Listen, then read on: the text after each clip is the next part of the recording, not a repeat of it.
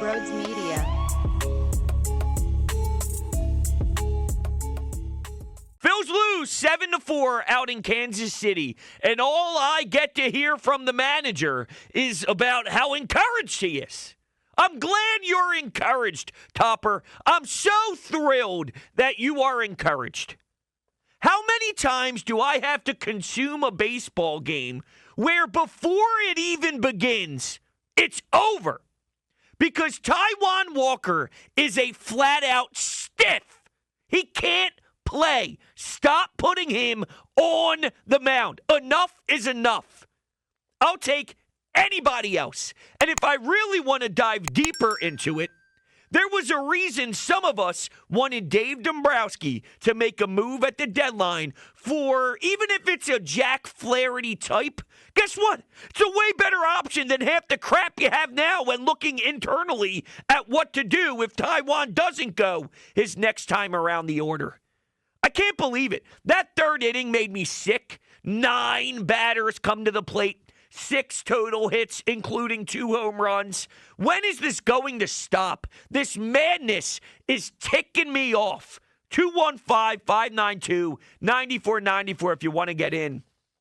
The biggest takeaway of the game, which is brought to you by Morgan & Morgan, America's largest injury law firm, is the fact that we cannot continue to have Taijuan Walker pitch. He can't even eat innings. That used to be how we justified it. Sure, not worth the big money, not worth the contract, but at least he can go 6. At least he can maybe go 7, even if he allows 4 earned runs. Eat innings, but instead, I'm watching Tyler Gilbert for 2 innings. Who the hell is Tyler Gilbert? I can't take it anymore. This team is a mess. And for all you Phillies fans out there that keep trying to play the long game or hey, some teams have won a championship after having a rough August. Guess what? A lot of teams didn't win a championship that had a rough August. They can't win on the road. They can't do anything offensively. I don't care that some guys got some late hits. I don't care that a couple runs were scored after it was 7-2. The game's over. Congratulations. Garbage time. That's what that is. I don't know what to do anymore. I'm watching Trey Turner ground out into a double play nonstop. When there's a man on third base, it was Trey actually on third. Whenever he does get on base, he's on third. Bryson Stott is up and failed to bring the run home. Do you even want to get into Kyle Schwarber, who goes 0 for 5 and another evening with a bunch of strikeouts? And hold on a second. Let me go back to Trey Turner for half a second. He has the balls to complain about strikes that are in the box. What a joke. And then the final at-bat in the 9th inning, he's watching pitches go right down the pipe. Okay. Yet Topper told me post-game, he's encouraged because the at-bats looked better and they didn't chase as much as they did in the previous outing. What a loser mentality that is. This team has no urgency. I'm going to repeat that until I'm blue in the face. And they truly do take the mindset of the manager. And let me expand for a second here. There was an article that was written by Matt Gelb on The Athletic, and he was discussing how there's a lot more off-speed pitches that the Phillies are throwing. That the Phillies are seeing the other team is throwing. The Phils have seen 49% off-speed pitches since mid-July, which is the highest rate since 2015. Earlier this year, the Phillies used to have on-field pregame curveball machines, but they've done it less over the past 5 weeks. And apparently, Rob admits that it's way more beneficial to work on some of these off-speed pitches with the curveball machine on the field. Yet they're doing it less. Somebody make this make sense to me. The manager is admitting that they have tools that can help out the team, and they're not even applying it to the squad over the past 5 weeks. Yet teams are throwing more off-speed pitches their way.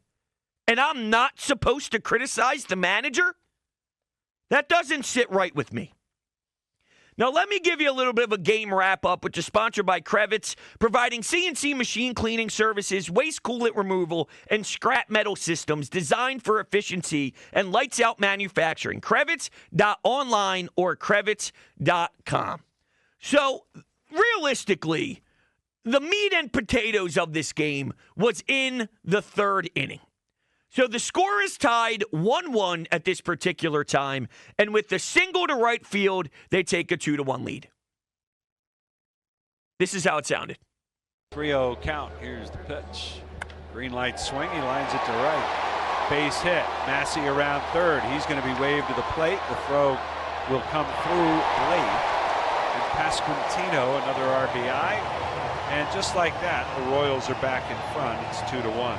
It got worse. It sure got worse. Here's Perez with a 2-run jack to left center. 0-1, hit in the air, deep left field. You can forget about it. Into the fountains and straightaway left. Salvi Perez with his 23rd of the year, and man, was that a moonshot. 4-1, Royals lead. And to make it even worse, there was another 2-run shot, this time Hunter Renfroe. 2-1 pitch. Swung on, hit well to left. Going back is Hayes. He's out of room. Second 2-run homer of the inning is Hunter Renfroe with his 12th of the year. It's 6-1 Kansas City, and the Phillies can wait no longer. Somebody has to get up in the bullpen. That's right, Fransky. That's right. That was the third inning, by the way. The third inning, and we are calling for help out of the bullpen with our, quote, inning eater. What a disgrace. My blood is truly boiling right now. I'm not making that up. There's things happening inside my body that is making me very uncomfortable. I swear to you, I walk in these doors and I enter the studio every time I have a shift, and it feels like the same day. And it feels like I'm screaming about the same damn things. This team can't hit. They have no structure. They can't get timely hits. And Taijuan Walker is a flat-out bum. It's the same thing. I swear to God, you could probably just play one of my shows on repeat and just hit play, and we could all go home, and you can all listen to me, because it's the same exact talking points nonstop. Rob has no urgency. He doesn't know how to push this team to inspire them. They are completely lifeless. The top of the order isn't producing. Kyle's going over, striking out too much. The list goes on, and it happens every day. Every single day. And I can't stop thinking about how much this team may actually make me lose years off my life. The pitch count, by the way. The pitch count report here is sponsored by Plumbers Union, Local 690, protecting the health of the nation. Visit plumber690.org. Taijuan Walker, 3 innings, 6 earned runs, 8 hits, 78 pitches. Good stuff, Taijuan. Good stuff. All right, let's go to the phones. People are waiting patiently and very fired up, as they should be. Let's go to Doug in Pennsauken. How you doing tonight, Doug? This is the part of the hockey game where the captain would drop the gloves and start a fight just to spark the team. That's correct. This team has no fight at all. Just at this point, someone charge the mound, do something, argue with the umpire, get tossed out, lay a fire. This team is lifeless. There's no urgency. They're not motivated to win. They think they can just stroll their way to the division crown. The Braves are right on their tail. I don't think they realize that. Yeah, no, that's interesting to bring up for sure. And I also think it's interesting to bring up maybe the response type of message, because when they played LA, I remember when Nick Castellanos got drilled and then Matt Strom had a response. I'm like, whoa, okay, there's the camaraderie that they always talk about. There's that brotherhood in the clubhouse finally showing up on the field, and that was lovely. Yet when Arcia stares down Bryce Harper, I don't hear a peep. I don't see anything. And sure, the Phillies won that game, and maybe they're just doing the old cliche of pointing at the scoreboard, but then you lost the rubber match. match and fell in the series to a Braves team that had Whit Merrifield batting second. So, it's just like, I'm with you, dude. Where is that attitude? Where's that edge? Where's that brotherhood and the commitment to one another? I don't see it right now, and if they don't find it, then they're probably going to be screwed the rest of the way. Well, it starts out with the leadership of the players because they got to be the ones that go up there and hit and catch. And if Bryce Harper and Schwarber and Trey aren't going to step up and be the captains of this team like the money says they are, it's time to bring in some fresh blood. Yeah, well, it's interesting you bring up some of the leaders as well. So let me ask you this, Doug. If you had to, and obviously this is all hypothetical, but if you had to look from the outside in and see these high-profile players and the big-name acquisitions, who do you think needs to be the one to really spark that fire? Is it as simple as Bryce Harper, or is it Kyle Schwarber, who we know is more of the vocal guy? Is it maybe Nick Castellanos, who has a little bit of edge? Who do you think in the locker room needs to be the one to maybe flip the table or to look in someone's face and start screaming? Well, it's got to be Bryce Harper because he's our leader. He's the Jimmy Rollins of this era of Phillies baseball. He's the leader. He's the captain. He's got to be the guy to do it. I agree. Jimmy would get in your face.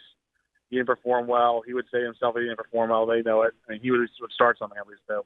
I agree with you, Doug, and I appreciate the phone call. I agree it should be Bryce.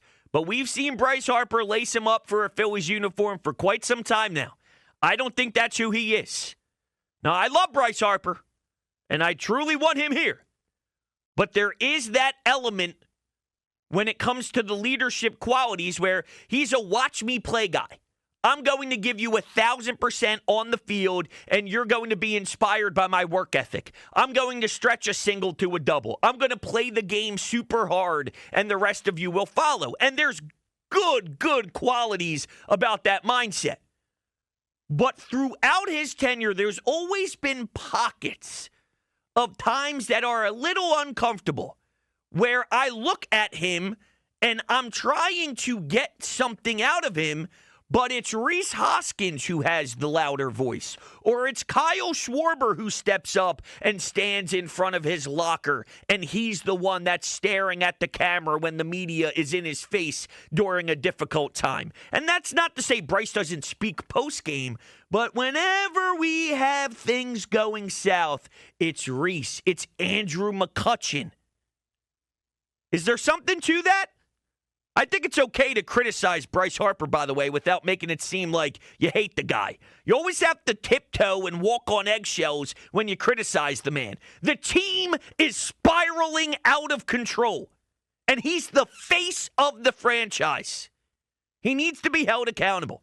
Now let's get to the player of the game, which is sponsored by South Jersey Gas Conserve, helping customers and the community save energy and money. Visit southjerseygas.com/conserve. The player of the game, unfortunately, is Salvador Perez because he knocked in 3 runs total, and he was able to hit a home run as well. He had 2 hits on the day. He went 2 for 4. He doubled in the first inning, by the way, to set Kansas City up with a 1-0 lead. So he definitely had a good day at the office. While I can't look at anybody in the Phillies locker room and say you had a nice day of clocking in and clocking out. Let's go to Ethan. How's it going tonight, Ethan? Hey, how's it going, Brodes? Oh, I am not having the greatest night of my life, Ethan. But I am enjoying talking to the people. I'm not having the greatest night either, but I mean this team right now, they stink. Flat out, they stink. I know. It's unbelievable. I don't know what has happened to this team. What, did they have a 12-game lead? Was it up to 12? I don't remember how much they had in the division. I remember at one particular time, though, screaming how excited I was that they were close to 30 games over 500. 30 games! Yeah. 30 games. If you say it was 30 games, then it was 30 games. We're down to 5 games behind, right up.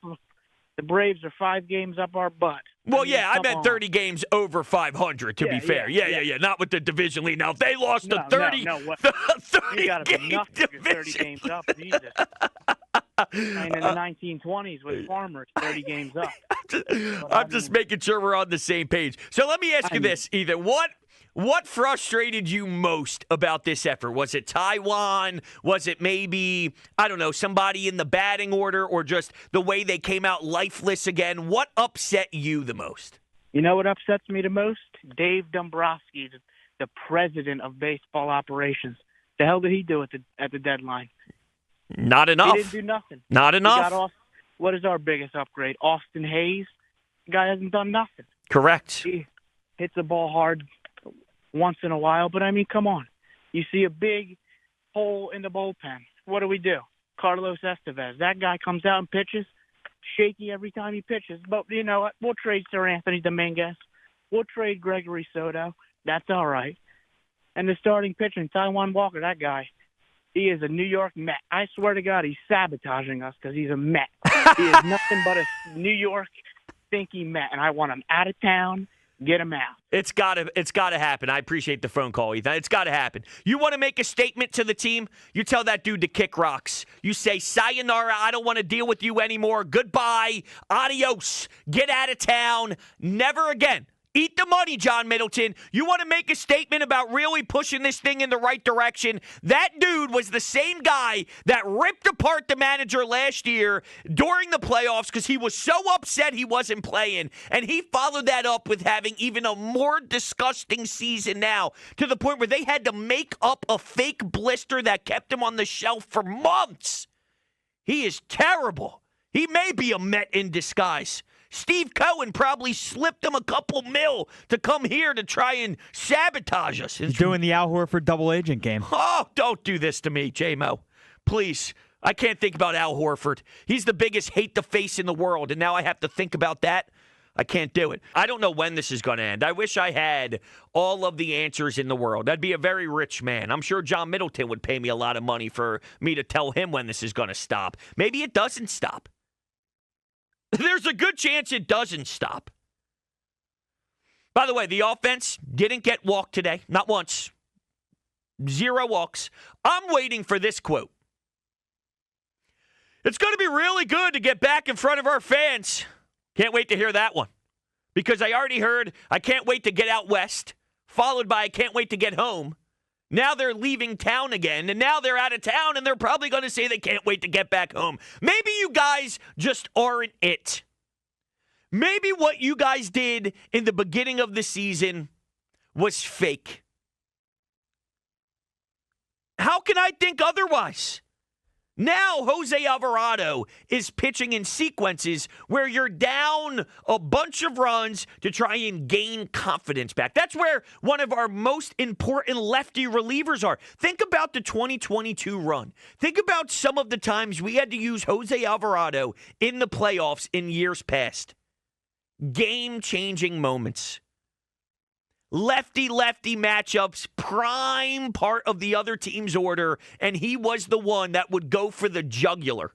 And you won or lost the game based off of his swing innings, or 1 inning. You need to get 2 outs. You need to get 1 out. Here's Yordan Alvarez. Now, we remember the painful one, but there were other sequences where he did deliver. Game 1, Game NLCS. 1. Yep, game 1. Absolutely. So it is important. And now we're trying to gain his confidence back against Kansas City on the road when kind of getting blown out. Oh, this is great. This is just lovely. 215-592-9494. That's the phone number. Let's continue reacting here. Let's go to John in Hazleton. What's up, John? Let me tell you something. I don't want to talk about this current team because they're done. It's over for them, bro. They're a bunch of clowns. I want to talk about the general manager, Dave Dombrowski. Look at some of the moves he's made. Okay, look at the last year's deadline. The Castro move, F. Right? The Whit Merrifield signing on the offseason, F. Castellanos, D. Schwarber, B. Did you say D or B? B for Schwarber. Okay, right? I agree. That's a B, if not maybe an A, but okay. Lorenzen last year, a D. Yeah. That Castro with the deadline last year. Remember him from Pittsburgh? They traded Bailey Falter, who, by the way, beat him in a game, I believe it was this year. F.